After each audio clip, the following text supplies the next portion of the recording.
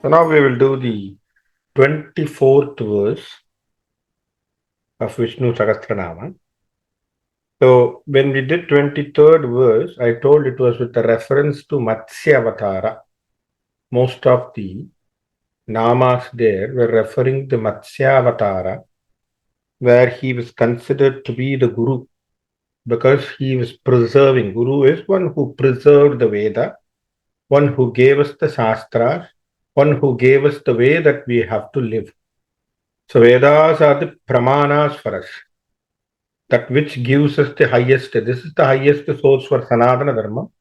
So Vedas are preserved when he was in the Vatsyavatara. That's why the entire 23rd verse, we can see that he was more referred as Matsyavatara. Some of them will be continuing here also in the verse number 24.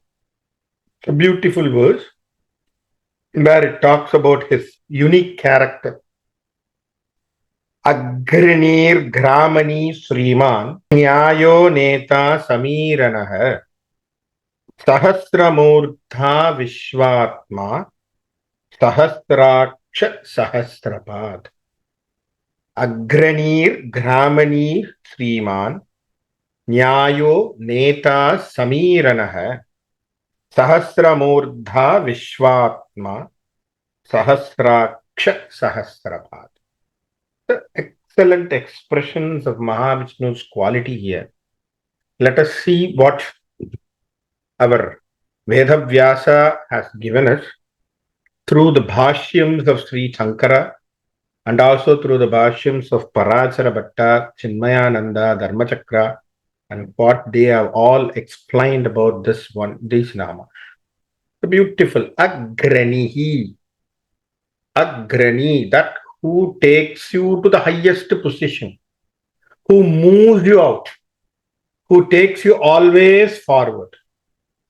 The person who is trying to push you to the forward, move forward, is called Agranir. Okay, so who is trying to take you to the highest level. So when we say what is the highest level, moksha the paramagatihi. So the moksha, the liberation, the enlightenment is the highest level what we have to go and achieve. So that is where the Mahavishnu is trying to see that the devotees qualify for that. Right? So beautifully given. So this interpretation of leading forward or making everyone move forward was almost agreed by Shankara and also Parachara Bhatta. But that Dharma Chakra gives a beautiful analogy for that. Supposing a fisherman is trying to put the net and he wants to catch the fish in the ocean. Okay?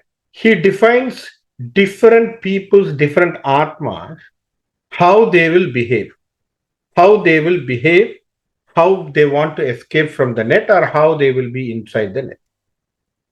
He says the person or the atma which will not be inside the net, which will not be caught in the net. Okay, so these are a type of fish which are considered to be Nityasuri. So Nityasuris are the people, so the Atmas, which will not be caught. Who are the Nityasuri? Garudalvar is a Nityasuri. Hanuman is a Nityasuri. So they are not caught in the samsara bandha. If you see that they are not caught in the samsara bandha. So they don't get involved in the samsara. They don't get into all these entanglements and all. So that's why they are called as Nityasuri. They are there. Even in the Bhulokam, if you see them, they are in the Bhulokam, they are also in the Vaikuntham. Anywhere you can see them. And they have that open access that they can go, move forward here. If Mahavishnu thinks they will come as a Vahana or they can come as an instrument, they can do some work for them and then they will, avatar to avatar, they will always be there.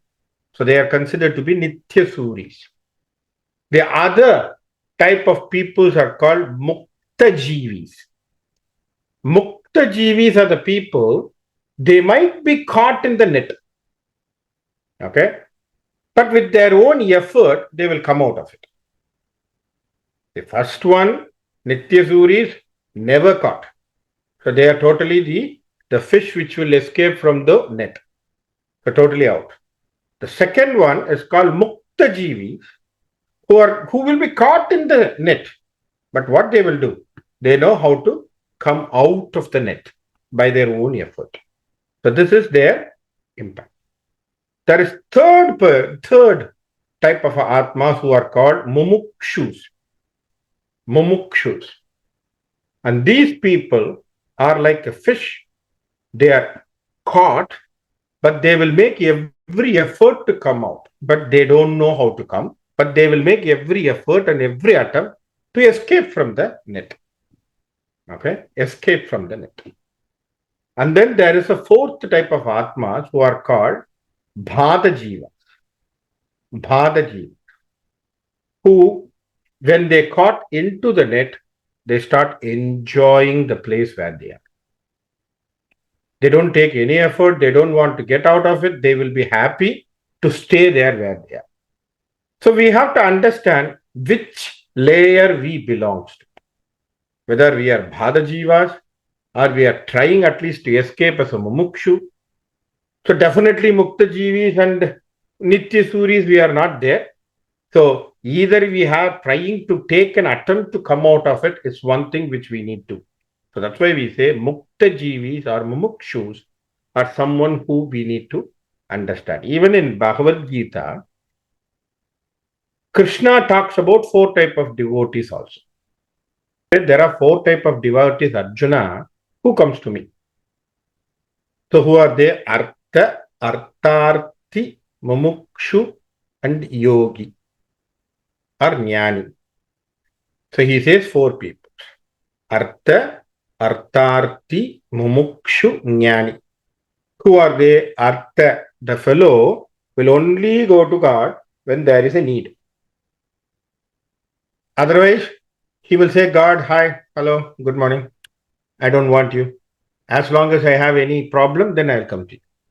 Right? Otherwise, you stay there, I stay here. So this is Artha. There are people like that, right? So we know there are a lot of people like that who wants to be isolated from the God. They don't want to get entangled with the God. So this is Artha. Artharthi, this is second fellow. Who is this fellow? He will always be chased behind the God for what? For betterment, for development, for more promotion, more money, more things. I do this puja, you have to give me. I do this Lakshmi puja on Shukravara. For what? You have to give me prosperity and wealth. I will pray for Saraswati, you give me knowledge. So they will always do this only for seeking something which is Kamyat. So they are called Artharthi. So they are always behind something. Artha means money and material value. Artharthi, he is one who is chasing behind the material value. So Artha, Artharthi. Mumukshu, one always, he has seen his life, but he thinks there is something beyond this material life. So he wants to get out of it. He is considered to be Mumukshu. And the fourth fellow is called Jnani, who already understood that he has been in the enlightenment, he is in the realization. So these are the 4 types of devotees. He says, Arjuna, all the members are being categorized, all the human beings are categorized into 4. So you can understand, based on that level, the devotion comes to me. So we have to understand what type of devotion we are doing. Whether we want materialistic pursuit, that's why we are going to him, or we want to escape from this samsara sagara, that's what we are trying to ask him. So at least we have to be like a mumukshu in front of him. So then he will take us. See, if you don't take an effort, then how the God will come to you and then he will help you. Am I right? So you cannot understand, you should do some effort from your side. You should do the Nama Jabam, you should do the Mantra Jabam, or you should do some devotion so that you devote to him. Then the God will take another step for you. So as Swami says, you take 1 step, I will take 100 steps. So at least you have to do your effort. But if you're not at all doing any effort, then God doesn't know whether you are doing anything or not. So he doesn't know how to categorize you. So that is where the problem happens. And then we keep on complaining, saying that God is blind, God is not doing me anything, God is never listening to me. Always there is a complaint from people saying that nothing is happening because God is always nothing there. No, because our effort is very, very important to show what is your sincerity.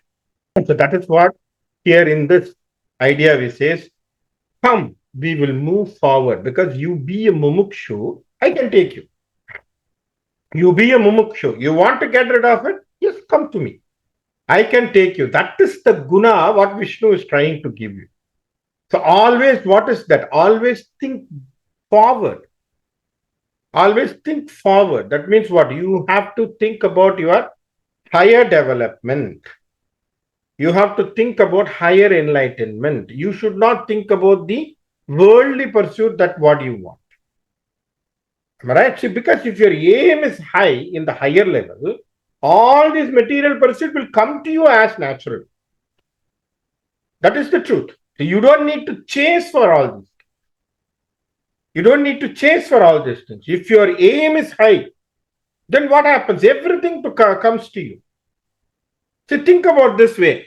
Arjuna was not asking the entire Sena of Narayana, where Arjuna was seeking only Krishna. He said, Krishna, be with me for this entire Bharata Yukta. Am I right? So the entire Narayana Seva was with Duryodhana. So the entire Narayana Sena, so many Akroni, so many billions and battalions of the people were behind Duryodhana's Sena. Duryodhana was very happy. He was thinking, aha, I have made the best deal in my life. See, Arjuna, what is he? He's a foolish fellow. He doesn't know what to bargain, nothing. He's not good for negotiating. He was just asking a Krishna, and Krishna himself told, I am not going to fight. And I am going to stand as a Nirayadabani, and then I am going to just be there in the war. So, of no use, right? What is the use of having a Krishna who is not going to fight? There is no use for him. So he wants only Krishna. But this fellow was very happy and he was telling this to Sakuni, saying that, I have won the one already. So this is how, and the battle is going to be won by me. And Sakuni told, you made a mistake. Why? Because he knows. He said, Krishna is the real Sutradhari there. Right? If you have got the Krishna your side, then it's different. But Krishna is on the other side. We have to play safely. Because that is the one person who can make the game differently. Why I am saying is because he can lead. Once you surrender to him, he can make you push you forward. That's what we say. It is mumukshu, very, very important that we have to put our intensity of devotion towards him. So what happens? He can lead you there. So that is what it's called agrani. Next one is called gramani. Gramani. Gramaha means we always equate to village, right? The word grama means village, but the real grama, the meaning of grama means collection. The meaning of grama means collection. It is a collection of houses, that's why it's called grama, village. It is collection of indriyas, it could be also called as a grama. It's a collection of musical instrument that is called Saptaswara Trayagrama. See, anything which is a collection is called as grama. Okay? So that is how we say that collection of the things is grama. So now what it says, gramani means one who is leader for the collection. One who is a leader of this collection. What does it mean? One who leads. One who leads you is considered to be the Gramanir. Okay? So beautifully understood. So here also an excellent analogy is given. Okay, supposing you are wandering in a deep forest. Okay? With your friends, relatives, families, and everything. And all of a sudden you lost your way. Right? Who do you seek guidance from? You will ask your friends, you will ask your family. They are also lost their way. right? They are also like you. They are also lost their way. They don't know where to go.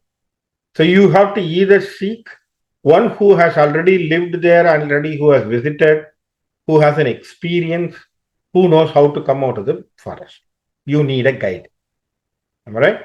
So that is why we say you have to have a guide, especially when you go into the deep forest, which is equated to here. The deep forest is nothing but your samsara sagara, which is the deepest forest.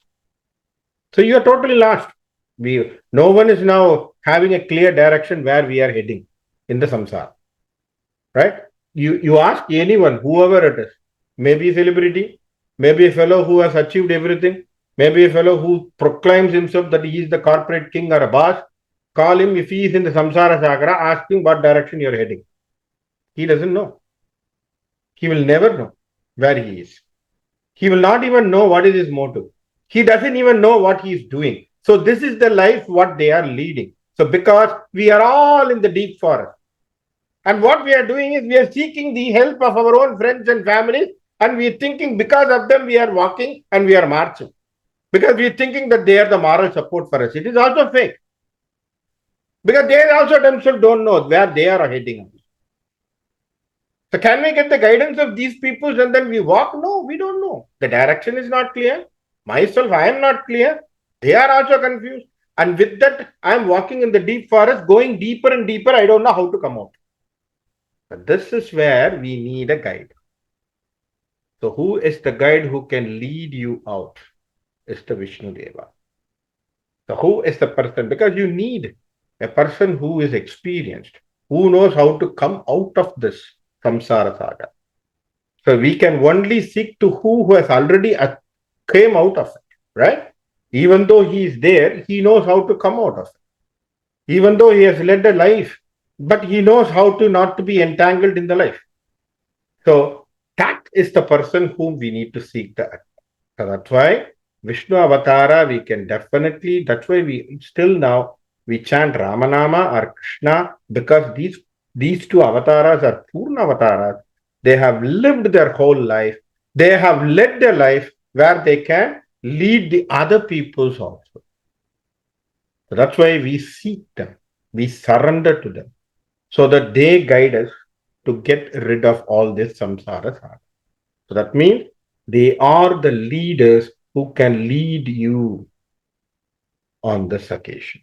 So that's why he says, Gramani. Agranir Gramani. For he is a leader already.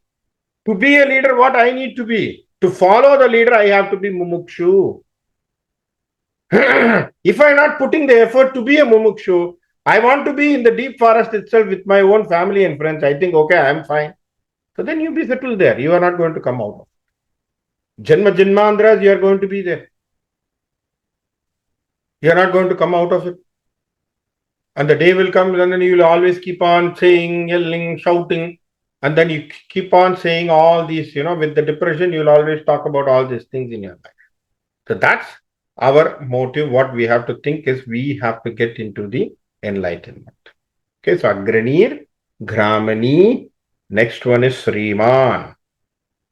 Sriman. So who is considered to be Sriman? There are so many interpretations for this word. So they say that according to Shankara, the person who is very radiant is called Sriman. The person who is radiant is Sriman. The person who can attract Sriman, charming, charismatic. Am I right? Very charismatic. Who is very charismatic? Rama and Krishna both are very charismatic. Am I right? Very charismatic leaders, very charismatic, charming. By seeing them, he is very attractive. Rama is very attractive. Krishna is very attractive. We still know that. Right? So this is how they are. So because the way that we cannot even define the beauty of the God. Sometimes even the greatest poets were trying to struggle to put words to describe even the beauty of the God. Especially with Rama and Krishna. They cannot even put the words. They don't know what words to describe it. The beauty of those excellent God. So the Lord is such way that he is very radiant. He can, as a magnet, he can attract. So that's why we say radiant. So one of the a beautiful song from Kamba Ramayanam goes like this, where even Kamban cannot define the excellent beauty of Rama himself. So there is an analogy which they have described to say the words what the Kamba has even put in his Kamba Ramayana. Right? Say for example, what is the way that they are describing is the analogy is given by Kiva Jagannath. He was one of the greatest scholars. He has described about this, the way that the poem was written, and then he has given a description for that. See, a mother who is in the house, okay? Those days, the mothers, they will do all these sweets and savories in their house, especially for the festival time. You remember, right? So whenever it is a Deepavali or something, they will do sweets and savories, and then they will try to keep it in a tin or something like that. And then they will try to keep it in the upper shelf, like where in the home. So they will try to keep there. And then they will put the preservatives, right? Some of the neem leaf or something like that, so that there is no ant or anything will go there. And then they will try to preserve it. So mother was doing that, and she packed everything in the tin or something. And then she kept all them in the upper rack. And she's about to leave the house for some reason. She called her son. Okay. She called her son and told, hey, I'm going to go to the neighbor's house because for them to help something. I'll be there. Make sure, going before, she was telling, make sure no one is going to touch that because those are the offerings to the God. And it is there. There is, in that dabba, there is a laddu. In that dabba, there is a badusha. In that dabba, there is a muruku. And don't touch it. All right. So usually the children will have a curiosity. When you say don't touch, they will always try to touch. They want to see what it is. So what happened? So once the mother is left, this fellow got curiosity. He wants to, okay, what is that I want to see? Okay. So he wants to think, okay, what we can do. So what he did, he called his younger brother. All right. So then he made a partnership deal with him. Supposing if I take the tin, and if it's supposed to be a laddu, so what I will do, I will take 3 laddu, 2 for me, 1 for you. Likewise, he's making a very good negotiation deal where he has fair amount of share, and then he can give him a less share and he'll live his life. All these things have been made. And then what happens? He takes a big table and keep it. Okay? And he wants to go and touch. No, the height is not enough for him to touch the upper rack. Then he was looking at it, and then he saw a chair. So on the top of the table, he put the chair. And then he wants to go and touch it. Still the height is not enough. What he did, he was looking at then, and then he saw a small stool. So it's a small stool. Then he put the small stool on the top of the chair. And then he's trying to, still the height is not enough. Then what he did, he was looking at it. And his father is a lawyer. So he's having volumes and volumes of law journals. So which gives you some adequate height, right? So what happened? He took a law journal bundle and then he kept on the top of the stool. And then he climbed. And then he climbed on that law journal. And then he wants to touch. He was about to touch. What happened? The book started slantingly going down. And then what happened? He slipped, and then he fall on the book, and then the stool fall on him, chair fall on him, and what he made, ayyo, and then he fell down. Right? He can't even touch the height of that upper rack, and then he fell down, ayyo, and then he fell down. So now Kiva Jagannathan equates this to a beautiful poem of Kamban. He says, Marayo, Mare Mugilo, Marahadamo, Mari Kadalo, Ayyo, even Ariya Arahe. See, beautifully, see, he says, Kamban tries to define, like he wants to put beautiful words. He wants to say whether Rama's beauty is because of is it like emerald? Okay. And then he is putting another word in the order. All right. Mayyo. Whether it is the dark the one which we keep in the eye. Right? So Mayyo, Kajal, like Kajal. Mayyo. Maragadamo, emerald. Mare Muhilo means the rain. So when it's a dense cloud, which is a very dark, dense cloud, Mare Muhilo, right? So whether these are all the way that he wants to define Rama, and he says, I can't. So he put all these words to describe Rama, and at last what happened? He can't describe the Rama, and as the child he cannot go and touch the rack, he is also trying to touch the rack, which is the beauty of Rama. So he can't touch the rack. What happens? The things falls down, and same way Kamban falls down from the same place, saying that Ayyo even Aragai. So I can't even define the beauty of Rama. There is no words for me to describe the Rama. Who is the person who is considered to be the greatest poet? Kamban himself says, Ayyo, even Ariya Arahai. So I can't. Which is a permanent beauty. This is a permanent beauty. Ariya Arahai, permanent. So that type of a beauty description is given. Why I am saying is that is what is called Sriman, the radiance of this Lord, the Kanti of this Lord, the charmingness of this Lord, the charisma of this Lord. We can't define in the words. We can't. So many poets are still defining it. How many Alvars are trying to define?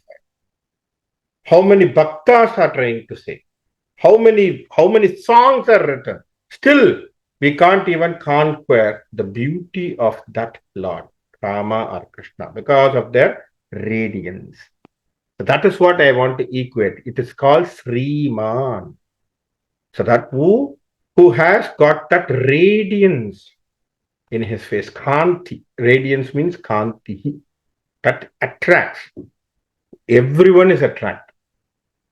And the interpretation goes, why he has got that attraction? Because he has Lakshmi within himself, in his Kridaya. That gives him the additional pop attracting everything. Right? So that is one of the beauty why we say he is the highest Lord with all the attraction. See here, so we are talking about his leadership, excellent leadership, one who makes you move forward. One is a leader in the collection, the leader in a group, and how he is charming leader, charismatic leader. See how it is very equal and very, very great way that you define the traits of the leaders, right? So how you can see that how Vishnu Sahasranama equates with. So that is one of the things we say, the Kantihi of this great Lord, which cannot be defined by even a simple words. The simple words cannot define him, so that he stands on that, right? So that is one of the excellent words by definition. So Agranir, Graminir, Sriman, Nyaya. So the next Nama which has been given is called Nyaya. What is called Nyaya? So Nyaya is considered to be logical. Nyaya is considered to be just, like justice. So Nyaya is logical. Logical means you should have a logical understanding of something, which is called Nyaya. Okay, so this is very important because he is very clear, he is very logical, who gives you the logical understanding of the things. So we call logical contemplation or logical argument as called Tarka, Tarka Shastra. Okay, and also the contemplation is called Yukti. So this is how, by this Tarka and contemplation, you come to a great conclusion in understanding the highest thing.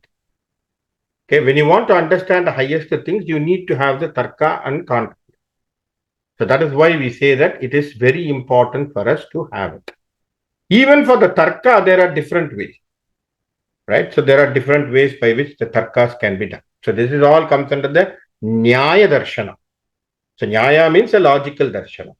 So Nyaya is the base for your legal theories or legal things. What has happened today, whatever the legal subjects, what have been developed, is all from the Nyaya Darshana which has been developed. Okay. So the Nyaya in the Tarka, one of the component of Nyaya is called Tarka. The Tarka has different understanding. One is called Vata, Vadha, not Vata, Vadha, Vidhanda, Jalpa. Okay, these are three things. Vadha, Vidhanda, Jalpa. We say the fellow is doing lot of Vada. Vada means what? He is arguing lot. Right? We always say that he is arguing. So why he is arguing? See here, beautifully said. Beautifully said. In the Nyaya Darshana, they say the Vada is very, very important. Why Vada is very important? Vada doesn't go with any ahankara where you're going to go and argue, right? So here you say that, sir, I'm not able to understand this. Maybe this interpretation can be seen in a different way. So you are putting a question to the guru. Say this type of a thing can be in present of a guru. A guru is presenting an idea. You can also present a counter idea with the humility and sincerity to the guru. You understand? That is called Vada. Vada Prativadam. We say that. Vada Prativada. The opposite side, we try to listen. Vadaha. So next one is called Vidhanda. Vidhanda means what? Stubborn, Murgha, and with Ahankara, your only idea is to confuse the opponent. So we always say Vidhanda Vada. There are these people are considered to be Vidhanda Vada. Vidhanda Vada means what? For some reason, in a way, just want to oppose. There are so many people we know like, right? So if you go to the TV shows and all where they do all these political debates and all, you have seen a lot of Vidandas going on, not the Vadas. Right? There is no academic reference and no nothing, no reference, nothing. They just want to argue, just want to oppose you because of something. Am I right? That is called Vidhanda. Lot of Vidhanda goes into it. Then the third one is called Jalpa. The Jalpa is where the fellow who comes for the argument, he immediately starts threatening you, coercing you. Hey, you know, I'm Raja. Hey, you know, I'm the expert. I have written 25 books. I know more than the subject, any fellows. So he starts with that power. And he doesn't want to listen to others. Jalpa. So these are different ways. See, these were there in our old tradition also, where in the Gurukulam, there were people practicing this. We are not saying no. But mostly with the Guru, if you want to understand, you can go to Vadam with the Guru. So you can go on Vada, you can present your things. And then that's why we say the discussions were always open. That you can also, that if you present an idea, there could be a counter idea coming for you. They could also say that, hey, with this reference, according to this Shastra, what you're saying is not correct. Supposing you're talking about Advaita. The fellow comes from Visishta Advaita. He can give his present, right? There is always openness for us to accept it. So that's why we are very open in accepting many ideas here. We are open in accepting many ideas. Whatever Vadas you want to present, we are okay. We say Brahman is there. Some fellow will say no Brahma is there. It is called Kshanikavada. Kshanikavada means there is no Brahma. So there could be also that possibility. So we were open for that. So what all this constitute is called logical understanding of derivation of the highest knowledge. So the idea is you do all these things for you to understand the highest source, right? Especially all these things are for you to understand the Brahma. To be very frank, all these darshanas, what we say, Shad Darshana, Nyaya, Vaisheshika, Sankhya, and all those things have been there for us to understand the Brahma, which is the highest knowledge. But the problem, what happened is, we are using the technique for some other reason in the materialistic life, where we want to discuss about some other issues, which is not at all relevant for the highest development of you and me, where our soul is not at all getting any gain. Right? So this is where we are sticking to. So logical here means you put your logical understanding in understanding the Paramatma. So that is what it says in Nyaya. Agranir Gramini Sriman Nyaya. Netaha. Neta means also, we say that one who fulfills the request of his devotee. Okay, Neta also refers to leader. Okay, he is called Neta. We also still use the word Neta. One who manages, regulates the affairs of the cosmos. That's what it says. Neta means a person who manages and regulates the affairs of the cosmos. Okay. So that is how it is. So everything is under his control. Then we say he is a Neta. So one of the analogy what they have given is, it is something like an analogy of an object attached to a rotating wheel. An object attached to the rotating wheel. So the object rotates because of the movement of the wheel, and we are all moving around because of his will. Everything is according to him because he is the person who is rotating everything. But what we think in our own mind, we are deciding what we want. We are planning what we want. We are smart that we are creating ourselves. No. Every act and action and everything is planned. We are only living in his master plan. We are just in the master plan, we are just there, and then we are executing whatever is given to us.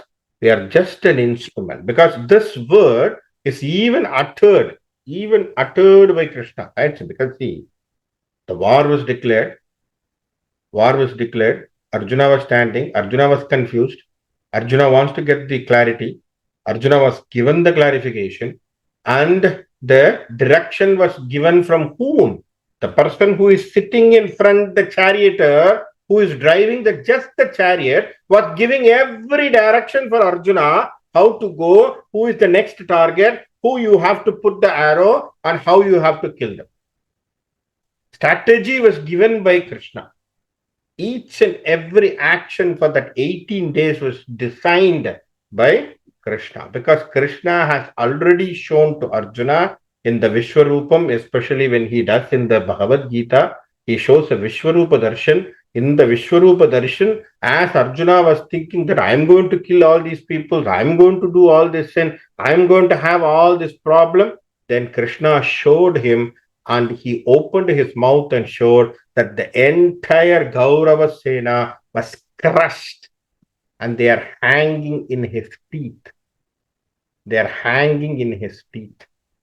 And he showed it open. That means what? They are already been killed by him. You are just going to kill their physical body. That's it. They are already been done. The action is already completed. What you are going to do? You just take your arrow, bow, and then Krishna will say, shoot, done. That is what your work is. So, nimitta matram bhava savya sachin. Nimitta matram. Be an instrument in front of me, Arjuna. Be an instrument. So, that is what we say here. Because the leader is there to lead you. The person is sitting in front of you who knows how we need to proceed. So, Neta. Samiranaha. Samiranaha. Iranaha. This is the beautiful word. Samiranaha. One who performs the act which are delectable. One who performs the act. So basically the iranaha means movement. Okay. So the movements of the parts, the movement of a body, the movement of yandras, movement of mind, movement of you, physiology, everything is by God. Every action is by him. Everything is controlled by him. Everything associated. That's why Sri Shankara says, even the involuntary action of your breathing is also under his control. what you are breathing, right? So you want to take your in and out, the oxygen and exhale, the carbon dioxide, everything is under his plan and under his control. The moment he wants no more breathe, you're done. He only decides when to stop the oxygen flow, not to stop the oxygen flow, how to run with the things. Everything is decided by who? The master who is sitting. So the movement of your body to make you alive, to show that you are alive, right? So you are moving. Otherwise, we are considered to be a person who is sitting and who is like a vegetable. Am I right? If you're not moving and you're not moving here and there, what does it mean?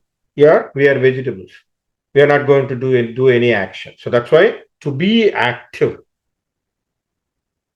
who has given that energy for us? It's only Vishnu Murti who gives us the energy, who is called Samiranaha, who gives you the movement for you to do.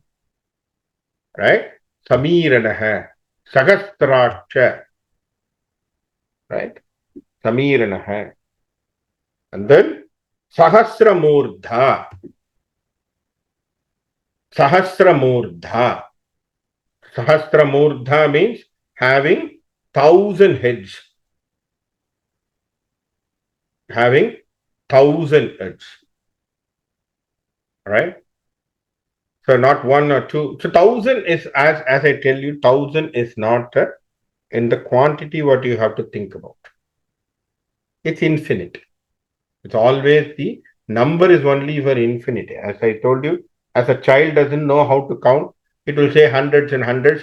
Same way, thousands and thousands. That is how we count because we have no idea how many is there. So that's where it's an infinity amount of head. What does it mean, infinity? That means he does every action. He does every action. Everything. So everything is under his control. So Sahasra Sirshaha, that is what we say in the Purusha Suktam, right? Sahasra Sirsha Purushaha Sahasraksha Sahasrapad. So that means what? So he has 1,000 heads. Sahasra Sirsha Purushaha. He is considered to be the one Purusha.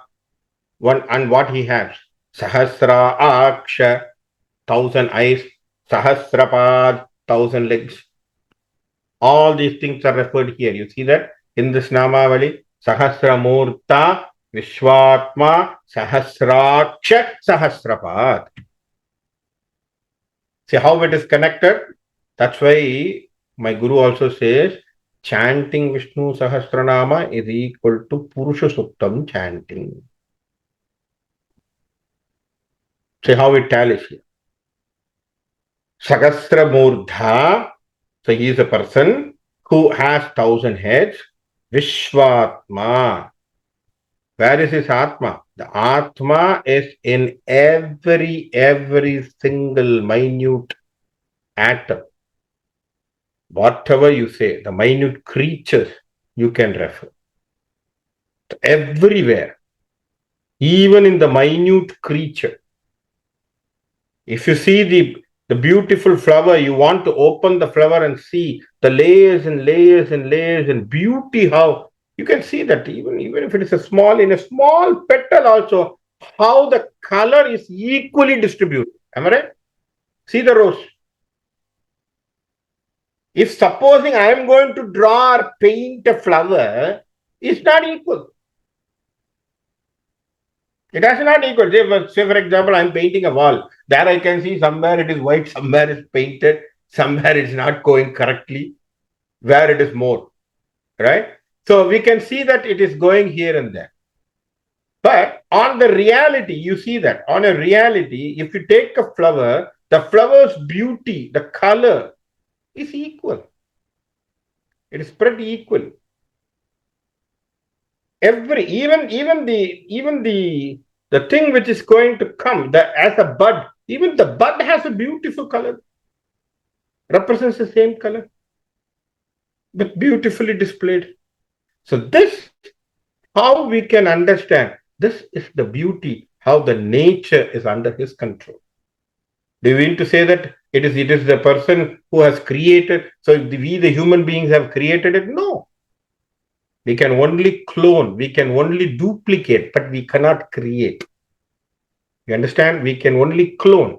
That's why in science we say cloning is done, duplication is done, but we are not creating it. We don't create something new. We cannot. You cannot create totally a new cow. Can you? No. You can do a hybrid variety cow. That's okay. You can create a hybrid variety mango. But the grain is base. The seed is the base. And who has designed the seed? He has designed this. So that's why we say that there is in universe, even today, as a scientist, they are coming up, even they are saying the Darwin's theory might be false. The Big Bang theory might be false. And they are trying to say that there is supposed to be already a master who is there in the universe. Science is coming out. If you think about the expansion of their knowledge, what they are coming today, the science is accepting that the consciousness was there even before the Big Bang was created. So they are coming out with all this great detail. The new type of understanding for us. And also they are trying to decree, saying that Darwin's theory may not be the same. It's not going to hold because human races are totally different. Though we have some traces with them, but they are still trying to say that the Darwin theory might be a false also, might be an hypothesis. So we, by seeing all this recent development, we can understand there is a creator who was sitting. That's what we say. He is called Vishwatma, who has already created, who is the designer of the entire universe, who is sitting there on the top, who is getting the control, who has planned everything. And his consciousness is filling everywhere in this universe. Whether we are a drop of that consciousness or you want to connect with the same consciousness with that higher level, it's up to you how you want to gain that energy. Whether you want to draw the entire energy or you want to at least feel one bit of it, your effort. Through different sadhanas, whatever you want to go for it. Do with the bhakti, do with bhajan, do with mantra, do with meditation, whatever it is. The instruments are open to you. But the consciousness is filling everywhere. So that is what we say, Vishwatma. Right? Sahasramurta Vishwatma, Sahasraksha with the 1,000 eyes, Sahasrapad, 1,000 legs. So he has everywhere his presence. So this is how the entire creation we can see that he has stamped himself. There is a mark of the entire, the Lord Vishnu. There is a mark we can see that he has made an imprint in it. His consciousness in the creation, whatever it has come, definitely there is one impression what he has left. So every creature, every creation, yes, we can realize him if we understand that impression in us. If we understand that we are his part. If we understand we with the devotion, we surrender to that great energy, we can definitely see that greatness of the Vishnu Murti every day. We can always experience that Vishnu Murti in every second of our life and get connected with him. That's what the entire verse talks about. So with that, I stop here with this verse. So the next week we will go with the other beautiful verses and we will take it. So I will stop with here. So chanting. So Kayena Vacha Manasendriyarva Buddhyatmana Bha Prakrite Swabhavat Karomi Yat Yat Sakalam Parasmai Narayanaayeti Samarpayami Yadakshara Padaprashtam Matra Hinam Tu Yad Bhavet Tatsharmam Shamyada Deva Narayana Namostute Visarghabindu Matrani Padabhadaksharaani Cha Nyunani Chattiriktani Chammesha Purushottama Anyadacharanam Nasti Tvameva Jaranam Mama Tasmat Karunya Bhavena Raksha Janardana Harihi Om Tatsat Swasti Prajabhya Paripalayantam Nyayena Marghena Mahim Mahisha Ko Brahmanebhya Subhamastu Nityam समस्तलोकाः सुखिनो भवन्तु, समस्तलोकाः सुखिनो भवन्तु, समस्तलोकाः सुखिनो भवन्तु। ॐ शान्ति शान्ति शान्तिः।